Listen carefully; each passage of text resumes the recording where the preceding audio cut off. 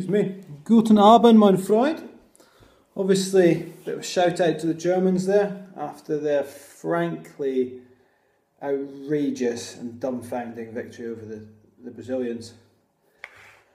I mean, a lot's been said, a lot of analysis has been given on the result and the manner of the victory. Suffice to say, Brazil were an absolute disgrace. They let down their country in their own World Cup semi-finals. I've never seen such an abject and frankly embarrassing performance in an international tournament. I've seen a few crumblings from Arsenal this season. Having said that, nothing to the same extent that we witnessed on Tuesday night. I'm still, as you can tell, dumbfounded by what happened. Brazil, I mean, the heads obviously went down after the first goal, but they just weren't doing anything right.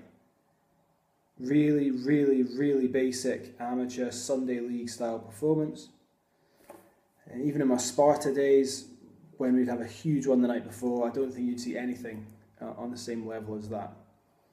I think Luis Felipe Scolari has a lot to answer for. I think tactically he got it completely wrong. He set up in a 4-3-3 with Bernard, Hulk and our friend Fred up top. Bernard's okay.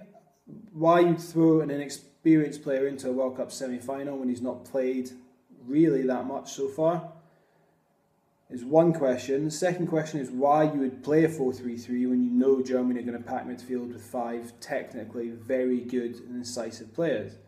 You're effectively leaving 3 against 5 in there because you know Hulk and Fred aren't going to come back.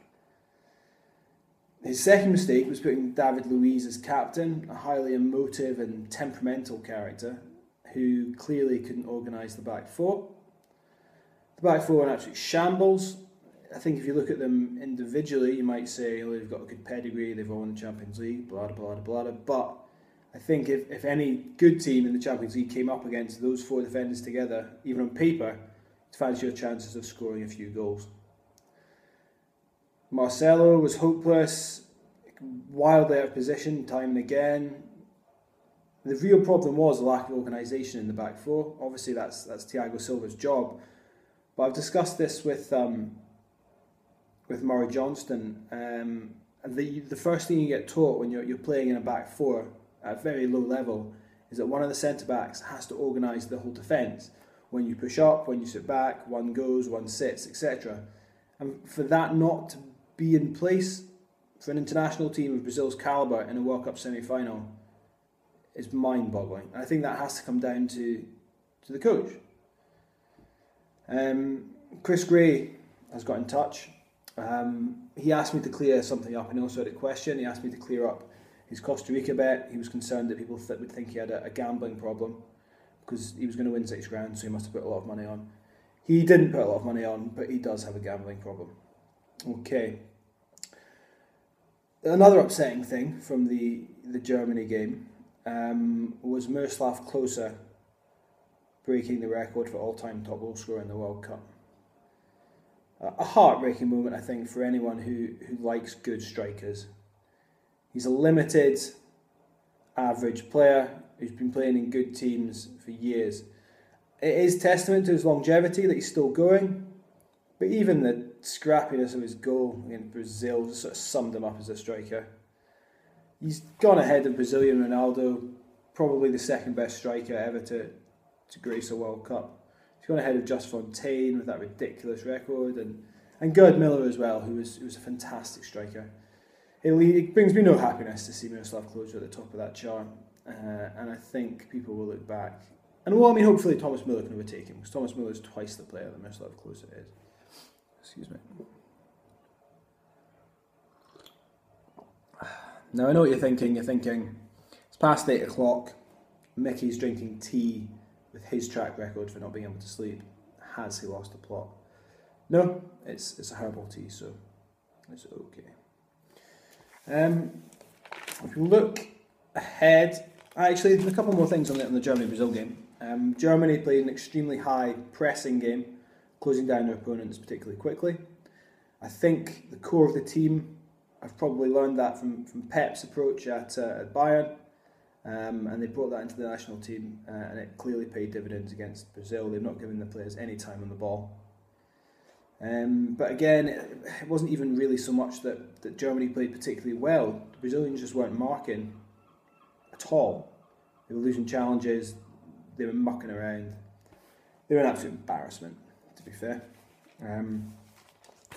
Moving on to the second game, that was slightly less exciting than the Brazil-Germany game. It was Holland-Argentina. I think we all knew this was going to be a tight, tense affair.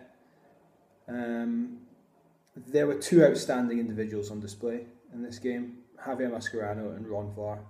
Both the closest I've seen to 9.5 to 10 out of 10 performance from both players. Didn't put a foot wrong, won their tackles, committed, no end of talent either. Absolutely outstanding, the pair of them. It's obviously a bit of a surprise to see Ron Vlaar pulling out performances of that calibre, as he has done since the start of the World Cup. He's looked particularly average at Aston Villa. They've shipped a lot of goals, but something about the World Cup, players up their game. I don't know if it's the national team or it's just the excitement of being in front of the world, but he is certainly one that has looked a great defender at this World Cup. The game itself, yeah, not a great deal happened. Argentina were probably the better team in normal time. The Dutch probably shaded it in extra time. Robin had a particularly good chance where he could have shot a bit earlier. Down to penalties, I was quite surprised actually in Louis van Gaal bringing off Robin van Persie for Klaus-Jan Huntelaar. I mean, obviously Robin van Persie was massively ineffective and he wasn't really doing anything, but when they got to penalties and you saw how poor Cillessen was at penalties in his sort of limp wrist efforts, then, I mean, I would have kept Van Persie on and brought Tim Krul on, but obviously Van Gaal, you know, he's as we said in the last video, he's been outstanding so far in this World Cup in his substitutions and tactics, etc. So it'd be a little harsh to have a go at him here, and penalties, as we know, are a bit of a lottery. If we look forward to the final,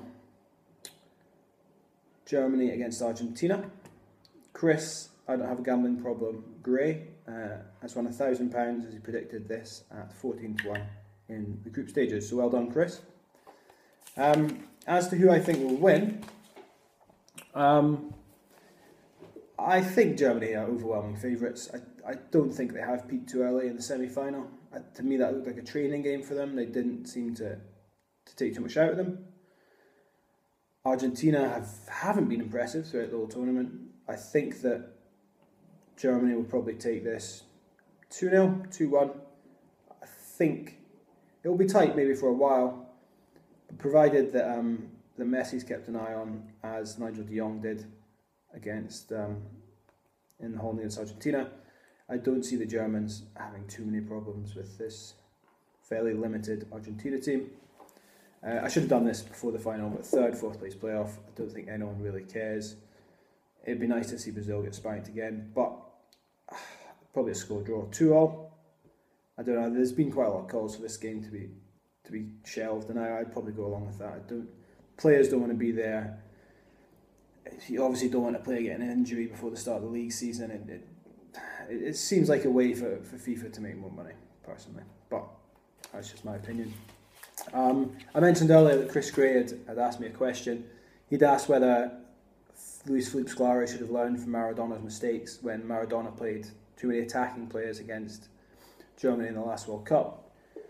Nah, I don't think he had anything to learn per se from Maradona. I don't think many people have much to learn from Maradona. As I said, tactically he got it wrong, but he just got it wrong. I mean, he shouldn't have followed Maradona's tactics, and he shouldn't have paid any heed to Maradona generally.